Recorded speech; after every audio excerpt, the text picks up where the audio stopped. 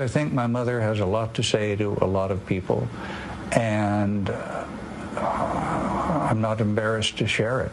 When Scott Simon's mother lay dying in a Chicago hospital, the NPR host found an unusual outlet for his grief.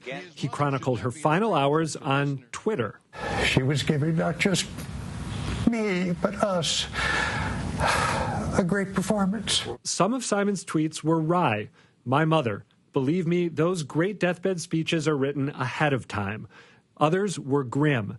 Mother cries, help me at 2:30. Been holding her like a baby since. And then, heart rate dropping, heart dropping. Soon, Simon's tweets became a story in their own right.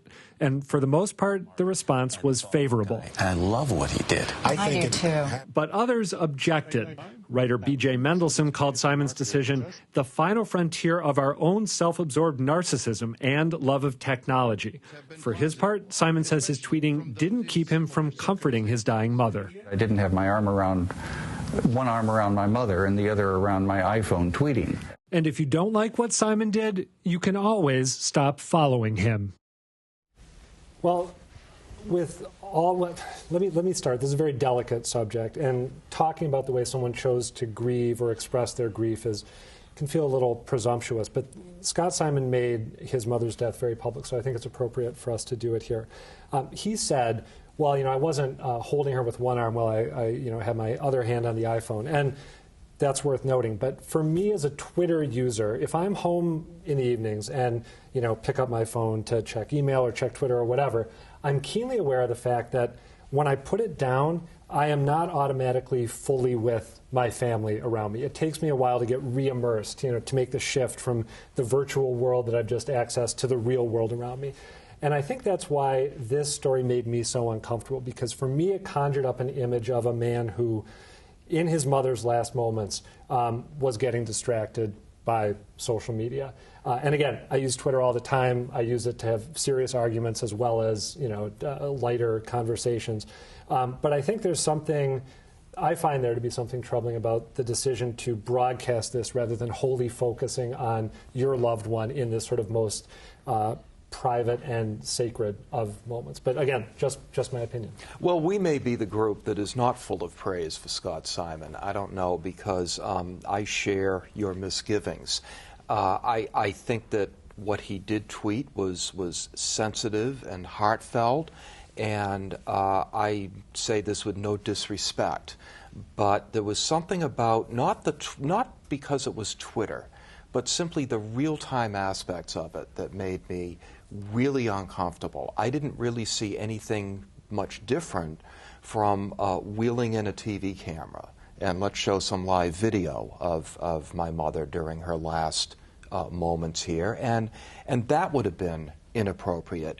The other thing that made me uncomfortable is that I think that social media can give us a sense of false intimacy.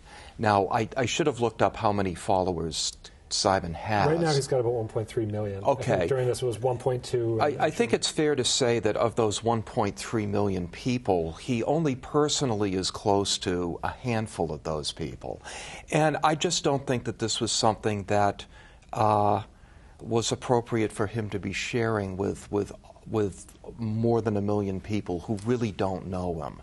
And I'm sure he disagrees. I didn't think there was anything horribly wrong with what he did, but it just made me uncomfortable. So I'm going to take the other side of this. A couple of years ago, I interviewed Scott Simon. He was on a book tour for a book that he wrote about adopting 2 little girls from China. He broke down in the middle of the interview. And I don't really see how this is that different from the heartfelt memoirs that people write, whether it's him or, Jeanette Walls writing The Glass Castle. I mean, people write very, very personal things about themselves and put it after those things have happened. Right, but I think we have moved from a little bit more of a linear print culture into sort of a real-time writing culture. And I think that's what you're seeing here with Scott Simon. I think people don't buy or read books as much. They are more on social media. They consume Facebook feeds. They consume Twitter feeds. And I think he's emblematic of that happening. And I don't think it's that different Yes, it was closer to the real time, but I mean, people certainly share a lot of what they experience, whether it's, David Carr writing about his addiction. Yeah, it was afterwards, but we've moved into a real-time era, and I think that's what this is emblematic of. I'm totally with you, Kara, and it was the real-time aspect of it that really moved me. I was sending notes to my sisters. My sisters and I were with my mother when she died, and it really brought back a lot of those feelings that happened at the time that you might not recall, you might not view the same way. The fact that he's starting with a national radio audience and with 1.3 million followers, I think puts him in a different category here. He's used to sharing, and as you know when you interviewed him, sharing from the heart. I think of a book like Last Lecture, another case of someone, Jeffrey Zaslow, who wrote that book with Randy Pausch, really covered that in a real-time sort of way through his lectures.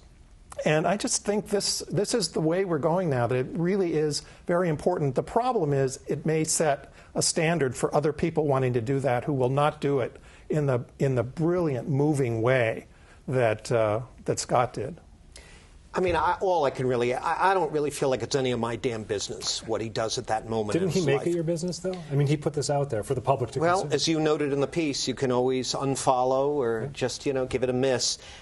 It's not for me. I'm private to the point where I think some of my colleagues at WBZ think I'm a little strange because I don't have family pictures on the desk, but that's just the way I am. This is the way he is. More power to him, as long as he didn't do it to boost his follower count.